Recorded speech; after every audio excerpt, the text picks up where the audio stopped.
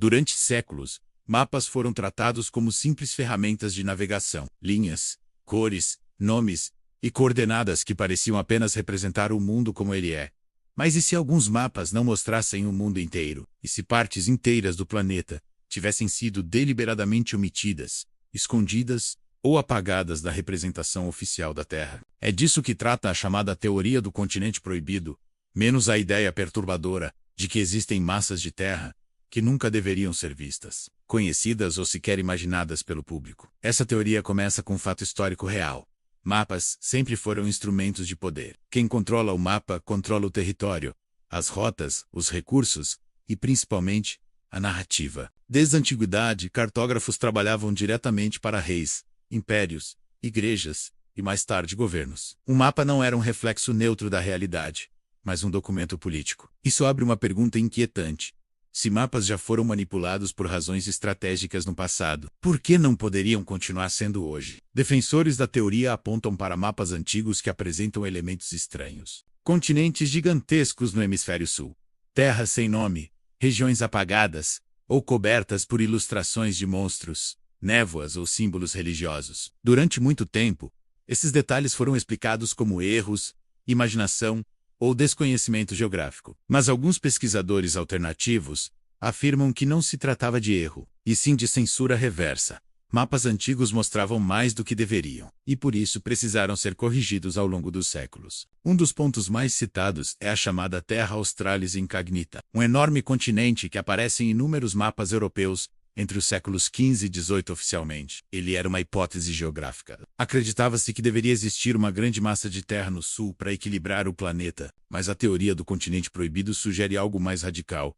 Essa terra não era hipotética, mas real, e teria sido gradualmente apagada dos mapas conforme interesses políticos e estratégicos mudaram. Quando a Antártida foi oficialmente descoberta, no século XIX, ela ocupou apenas uma fração do espaço que antes era atribuído à Terra Australis. O restante simplesmente desapareceu da cartografia. Para os defensores da teoria, isso não foi uma correção científica, mas uma substituição narrativa. Uma grande massa continental teria sido reduzida, fragmentada ou renomeada, tornando-se algo remoto, inóspito e supostamente inútil.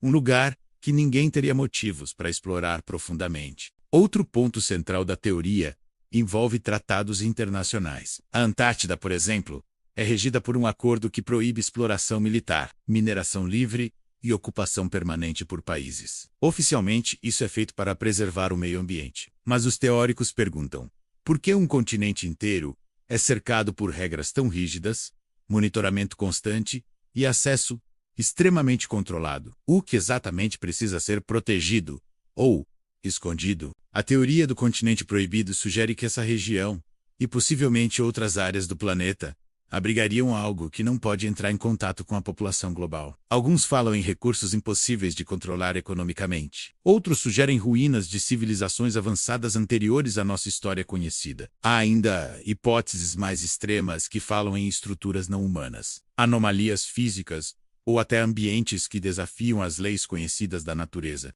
Outro elemento intrigante está nos mapas modernos digitais. Plataformas de satélite amplamente usadas apresentam áreas com resolução reduzida, distorções, manchas ou falhas persistentes. A explicação oficial é sempre técnica: limitações de imagem, segurança nacional, privacidade. Mas os defensores da teoria notam um padrão.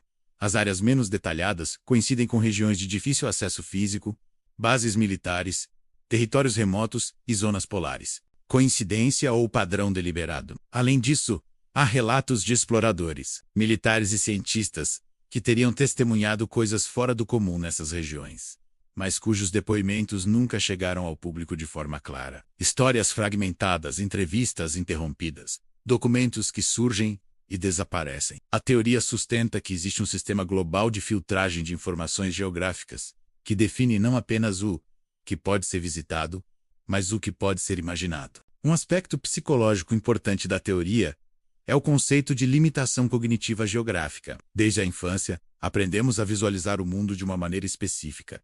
7 continentes, oceanos bem definidos, polos extremos e bordas inabitáveis. Essa estrutura mental cria conforto e previsibilidade. Se surgisse a confirmação de que existe um continente oculto, acessível apenas a poucos, Isso abalaria profundamente nossa percepção de mundo, soberania, fronteiras e até identidade humana. Por isso, segundo a teoria, o segredo não seria apenas geográfico, mas psicológico. Manter a humanidade dentro de um mapa fechado garante estabilidade social. As pessoas sabem onde estão, até onde podem ir, e o que é considerado impossível. Um continente proibido representaria a prova concreta de que o mundo é maior, mais estranho e menos controlado do que nos foi ensinado.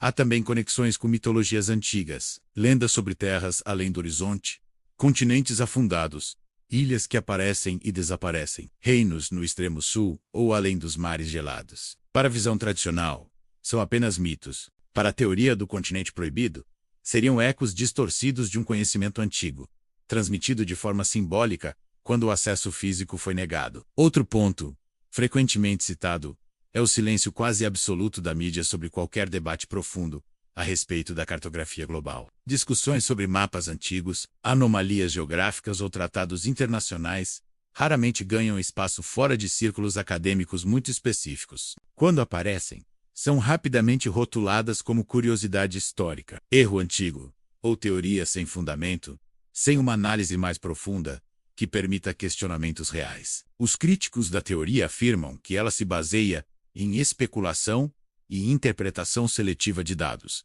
E isso é verdade em parte. Não existem provas públicas definitivas da existência de um continente oculto. Mas os defensores respondem com outra pergunta: como provar algo que, por definição, estaria fora do acesso público e sob controle institucional? No fim, a teoria do continente proibido não pede que você acredite cegamente em mapas secretos ou terras escondidas. Ela propõe algo mais inquietante: que você questione a ideia de que o mundo que conhece é o mundo completo. Que perceba que mapas não são apenas representações neutras da realidade, mas versões autorizadas dela. E que talvez existam lugares que não foram apagados porque não existem, mas porque nunca deveriam ser encontrados. Se isso for verdade, então o maior segredo não está em uma terra distante, coberta de gelo, ou cercada por tratados internacionais. O verdadeiro segredo está na pergunta que raramente fazemos: quem decidiu o tamanho do nosso mundo?